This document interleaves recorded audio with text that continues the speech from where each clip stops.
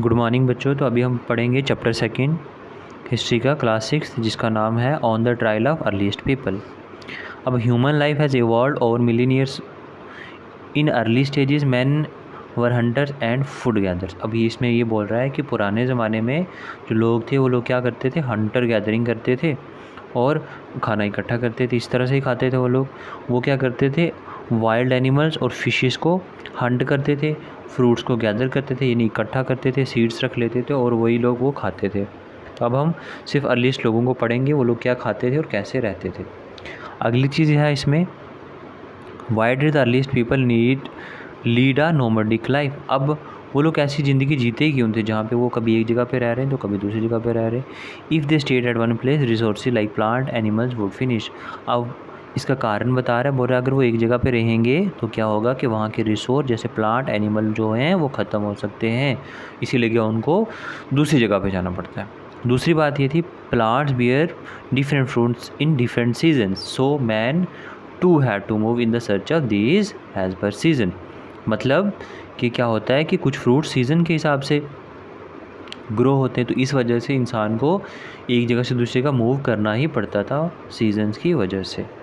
तीसरी कारण ये था कि people had to move wherever water was available. जहाँ जहाँ उनको पानी मिलेगा तो उन्हें वहाँ पे मूव करना पड़ता था। तो ये 3 कारण थे उसके मूव करने के। अब सेकंड चीज़ हम इसमें पढ़ेंगे, how do we know about early people. अब हम अर्ली पीपल्स के बारे में कैसे जान सकते हैं। तो पुराने ज़माने के लोगों के जानने के लिए हम लोगों के पास क्या आर्कोलॉजिस्ट हैं, जिनको क्या मिला है, बहुत सारे टूल्स मिल गए हैं, ठीक है, जो यूज़ करते थे कौन, हंटर गैदर्स। टूल्स जो किससे बने हुए हैं, स्टोन से और वुड से बने हुए हैं।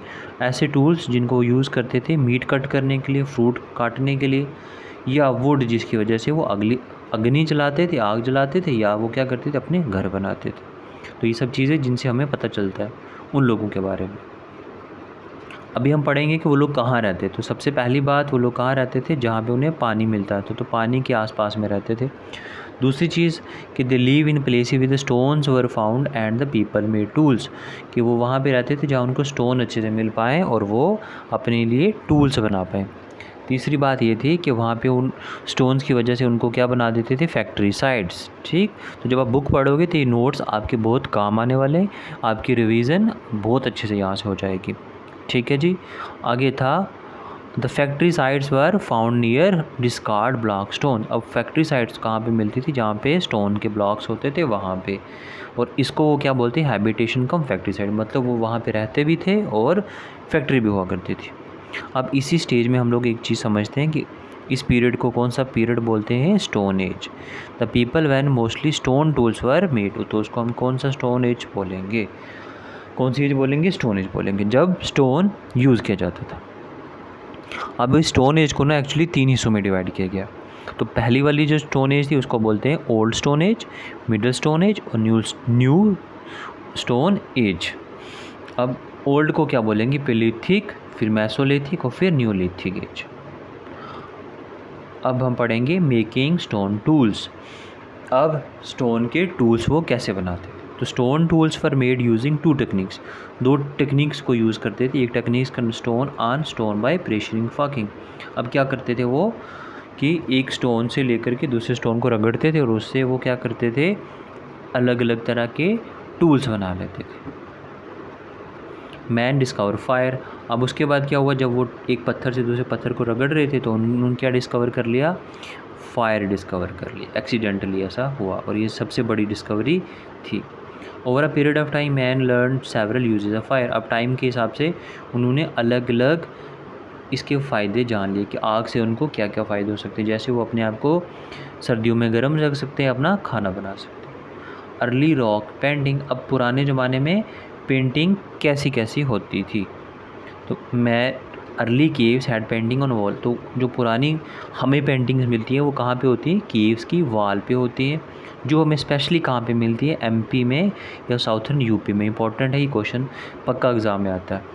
Early man painted and what they felt in this painting. अब वो लोग वही पेंट करते थे जो वो फील कर रहे होते थे, ठीक है। जैसे कभी हमें हंटिंग मैन दिखता है तो कभी हमें कोई डांस करती हुई वीमेन पता चलती है, तो वहीं पे हमें किसी की पेंटिंग मिलती है जो चाइल्ड क्या कर रहा है, जंप कर रहा है। अब एक टर्म आती है द दक्कन। अभी दक्कन क्या है? अब दक्कन में हमें palaeolithic site have been found in Deccan, तो दक्कन में मिलती है जो हमें ओल्ड स्टोन एज की साइट्स मिलती हैं। जैसे सब मेजर साइट्स एज जो, अब कुछ मेजर साइट्स हैं जो कहाँ पे हैं, जैसे चिरकी हो गया, नवसेना हो गया, ये कहाँ पे हमें मिलती है? निवासा चिरकी, ये हमें महाराष्ट्र में मिलती है। उसके बाद एक इम्पॉर्टेंट चीज़ पढ़ेंगे हम लोग, कुरनोल इन आंध्र प्रदेश एंड हंसी इन कर्नाटका। अभी दो एंशियंट साइट्स के बारे में बात करी गई है, एक करनौल जो आंध्र प्रदेश में हमें मिलती है और दूसरी हंसी जो आज के कर्नाटका में है। Reverse like Godavari, Krishna and Taapsee जो इस एरिया को ड्रेन करती हैं। दूसरी चीज़ लार्ज नंबर ऑफ पेलोथिक टूल्स जो हमें यहाँ से मिलती हैं रिवर के किनारे से। उसके बाद archaeologist are studying these tools carefully to understand the lifes of the early man. अब जो आर्कोलॉजिस्ट हैं वो इनको बड़े ध्यान से समझ रहे हैं ताकि वो अर्ली मैन की लाइफ को अच्छे से समझ पाए। Bones, horns and tusks of animal like elephants and wild ox have been found, तो ये सारी चीज़ें हमें वहाँ से मिलती हैं।